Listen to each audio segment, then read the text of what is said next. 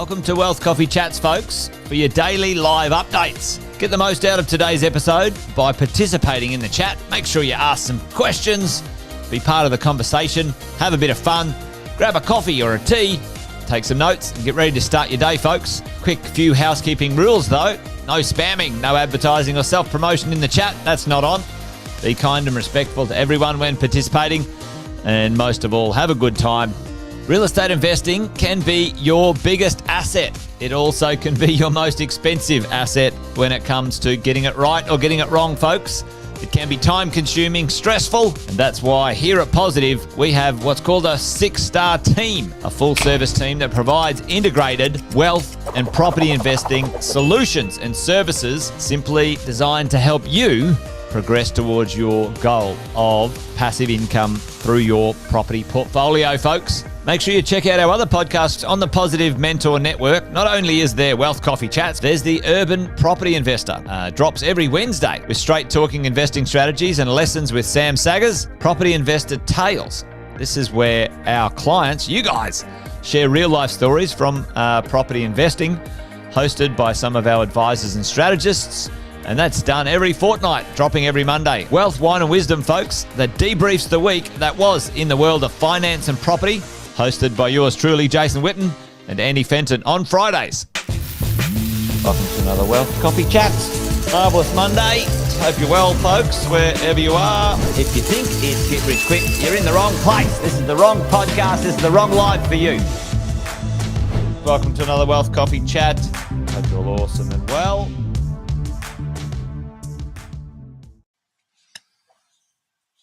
Hello. Good morning, folks. Welcome to Wealth Coffee Chats. Good to see a few of you on already this morning. Do the quick warm-ups. Get things going this morning. Terrific Tuesday here, middle of the month.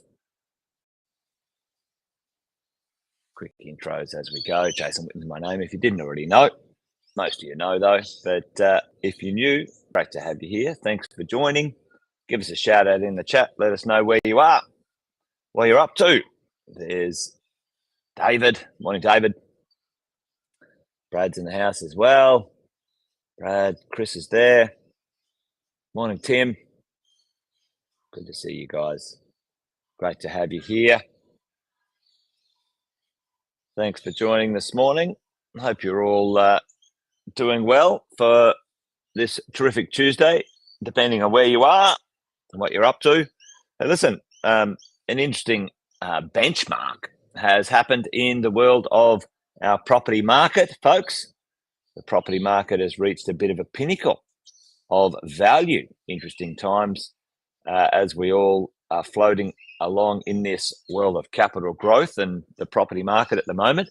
But pretty high benchmark for our property market.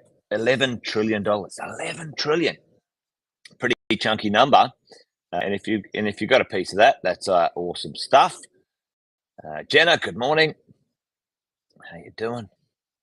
And Sonia, great to see you. Good shout outs. Yeah, $11 trillion, hey? $11 trillion in the market right now.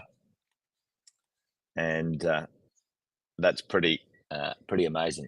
11 million dwellings going on. Not a lot of debt, actually. It's interesting when you have a look at the marketplace like this and you have a look at people's debt positions against their home values or real estate value.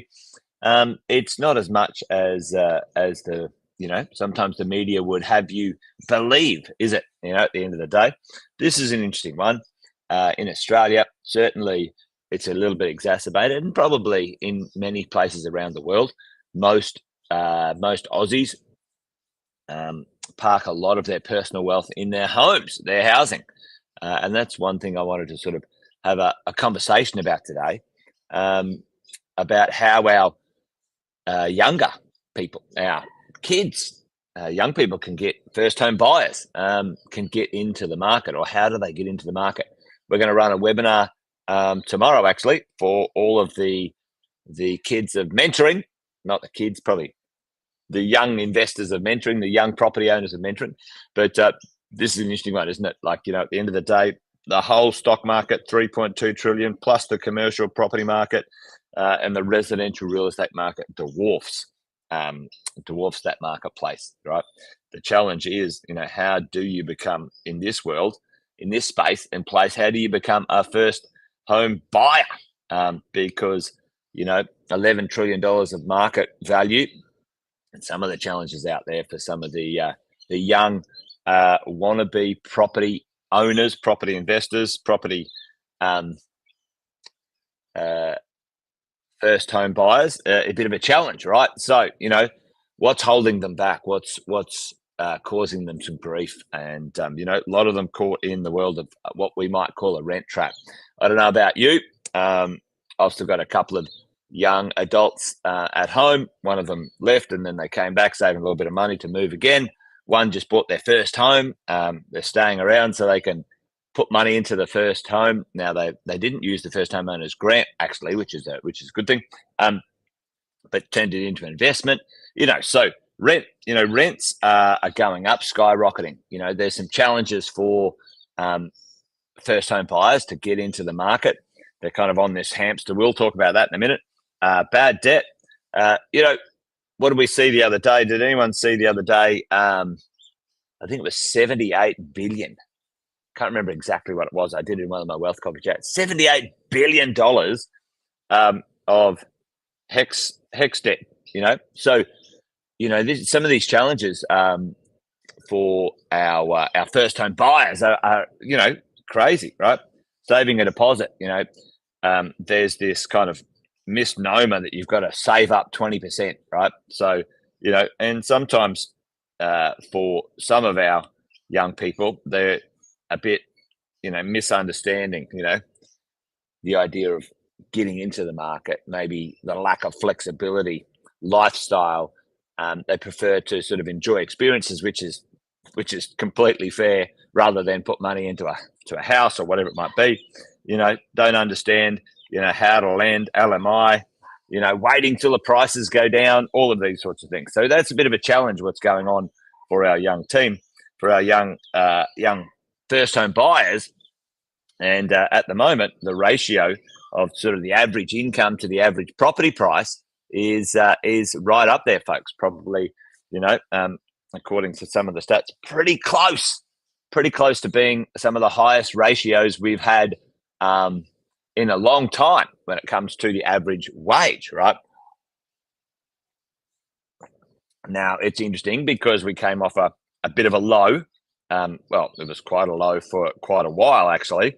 But we came off a bit of a low when it comes to the ratio. And that's because interest rates were cheap and property prices, by and large, were lower for quite a while. But right now, we're up around the 35 to 40% mark. Heading towards the 40% mark when it comes to that ratio. Here's the challenge, folks. Call it 780K. The average property price, has gone from just under 600, so 580 to 780 in sort of 4 years. 4 years, okay.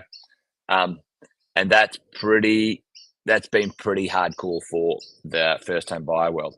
The challenge too is what else has happened? Does anyone know what else has happened? Not only has the general market, national median house price gone through the roof, and there's cheaper units and stuff like that, secondhand, older places.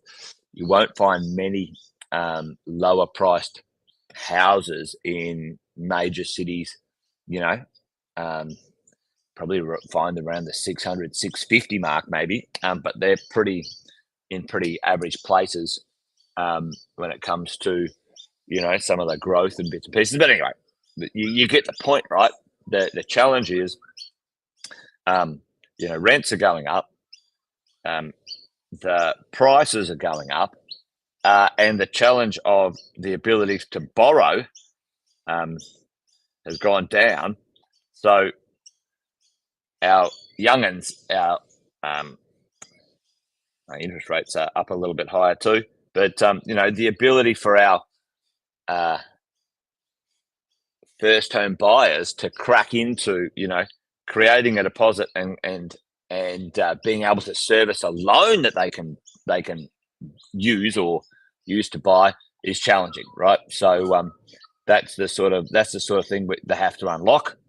Yep, supply low, absolutely. Tim, it's especially brand new properties are low, right? The supply is extremely low when it comes to that type of stock.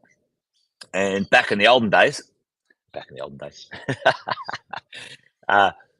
apartments, medium density and high density dwellings were often seen as less expensive alternatives to houses, standalone houses, right? So we go, right, you can buy a 2-bedroom unit for cheaper than a house, get in, start with a unit and then build up to a house, right? The challenge is, folks, that right now the world's upside down, tipsy-turvy. Because of the construction costs and some other issues around high density dwellings, the cost to build them is insane, and they're not a low price point anymore. The only ones that work are luxury type dwellings with lots and lots of stuff. So it's pretty interesting. Anyway, the point is, it's going to take a long time for them to save a deposit, and you try and save a 20% deposit, and let's say, we start at 600, but 4 years later, the price is 800, and you're chasing your tail, like you so it doesn't work, right? It doesn't work. The lenders aren't very useful. There's a few of them around, and how do we crack the code? So this is an interesting one. If you've got any of your children or people in the first home space, then how do we get ahead of the game here? And there is a few opportunities. This is probably part of my wandering conversation this morning. There's opportunities for people to get into the market. They're not as widespread as they were 4 or 5 years ago, I can tell you that. But there's certainly government grants out there. There's free money. Who's up for some free money? And folks, if you're sitting there right now and you've got some kids, then maybe it's worth thinking about getting them on the property ladder if they've got some stable incomes and some jobs. Jeff, how are you, mate? Family gifting.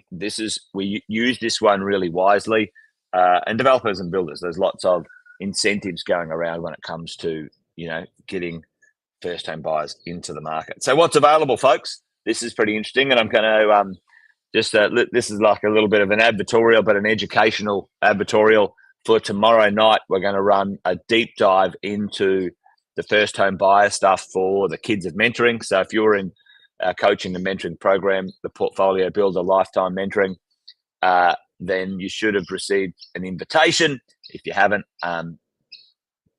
give us a shout out in the Facebook group, and we can hook you up with the link. But if you want to come along and find out how you can help your kids, or if you're a first home buyer and you're in mentoring, then this is for you perfectly. Right. So there's across Australia, depending on where you live, depending on where you are right now, there are some grants available, cash grants between $10,000 and $30,000. Who knows? Put it in the chat for me if anyone knows where the highest cash grant is. Holy crikey. Well, you just blew me up then, Caroline. $50K for WA. Holy shitballs. There you go. When did they announce that? They must have just recently announced it, hey? $50,000. Holy moly. Yep, it was until a moment ago, Tim. $30K for Queensland, for sure, right? But yeah, WA not to be outdone. Well, interestingly enough, WA is the most affordable place right now as a ratio of thanks, Caroline. I'll go track that down. Good work. WA as a ratio of median income to median house price is the most affordable place in Australia. WA's got the second highest incomes in Australia, median incomes. Where's the first highest median income in Australia, folks? most of you know this, I've asked this a few times. It's in Canberra. The politicians, they pay themselves well, right? Okay, so there's some free cash around, right? There's some free cash. There's first home guarantee deposit schemes where, depending on who you are, you can apply to the government, and the government can get in on guaranteeing. So either lending you the LMI. That's not free money though, but they'll lend you the LMI, or you can capitalise into the loan. There's actually, if you live in regional places, there's some extra boost for regional as well. You can use your super to save some deposit if you want to. Yeah, that's not bad. If you got a few year horizon, instead of being taxed at, let's say, 30%, you can get taxed at 15%. You can save a bit more money in your super. You can apply to the government to become a investor in your home. I wouldn't do that if you've got equity. If mum and dad have got equity, or mum and dad, you're listening in, if you've got equity and you want to help your kids, stamp duty threshold. Here's the rub though, folks. Trying to buy a property under the stamp duty threshold in the States is almost not doable, almost friggin' impossible. Anyway, there you go. So there's a few things going on, some free cash, some grants, et cetera, et cetera. There's a few rules that apply, but how can you help your kids get into their first home? We're going to do that tomorrow night. If you're listening and you can't make it tomorrow night, here's an idea, right? So the best way, if there's equity floating around, let's say mum and dad have got equity, there's a lot of equity here. You've only got a small loan. Maybe there's zero debt on the mum and dad's home, principal place of residence. And then you've got an investment over here. So we need a 20% deposit there, and let's call that 150. And over here, this thing's worth, $1 million, right? $1 million. Call it $1 million, right? And we're buying this for, let's say, 750, whatever it is. So we need 150. So what you can do is you can secure that 20% deposit on paper for that property there, and technically, if you get it all sorted, you can basically borrow sort of 100% to get going here, right? So that's the first home. This is what is not a bad move. Now, why do we do that? Well, there's a few things. If you can get the zero stamp duty, let's say you're in Queensland and you get 30K in cash, right? Away you go. There might be some other grants that you could get, some other concessions and whatever. My preference is for you and your kids is if you can land it like this, and mum and dad can lend some of the family equity, then the cash, where do you get them to put their 30K in cash, folks? What do they do straight away as soon as they get in there? Where do they put their 30K in cash? Any savings? They might have 20K in savings that they saved up as well. I was NT. Thanks, Carolyn. All right, I'll check that out. I'll go back there and go, not WA, NT. Oh, there you go, 50 grand in NT. All right, we might have some people moving to NT. You never know. Who wants a home? Who wants a free house? You could probably get a free house in Northern Territory. All right, so where do you put your money? All right, you whack any savings, any government grants, anything into the offset, right? Offset account. As you go. Yep, boom, into their offset. Now, this is what also, if you can get like a 2-bedroom place or a 3-bedroom place. Now, there's a few rules, right? Depending on where you live in Australia, you have to move into it for 6 or 12 months, depending on the state and the rules. Okay. And there's a difference between the stamp duty concession and the first homeowners grant, folks, as you go. Now, I wouldn't repay mum and dad, Jeff, because this is the thing. Here's what happens. Over time, folks, and let's say over the next 5 years, this property goes up 20%. Okay, this one goes up. Okay, then you can get rid of that. You can get rid of that loan. That 20% is released. Okay, so the moment their property goes up 20%, then it just releases mum and dad's property. Away you go. No money has to change hands. and it's only limited to the deposit as well if you get the loan right. Okay, so that's pretty good. Okay, that's pretty good. So there's some ability there. So instead of them putting the cash into the deal, you use the equity and they get the cash for other things. The cash sits in their offset account. It's a buffer. It's teach them a few things, not to spend it on a holiday or whatever, right? Maybe they spend it on some furniture to house the place. Now, our kids, my son, before he turned it into investment because he didn't want to move in just yet, he had 3 mates lined up. So 3 mates lined up, and they were all going to rent with him, right? Okay. And the rent, the dollars, paid for the mortgage, made it positive cash flow. Okay, so we did the numbers. He was going to move in with his mates.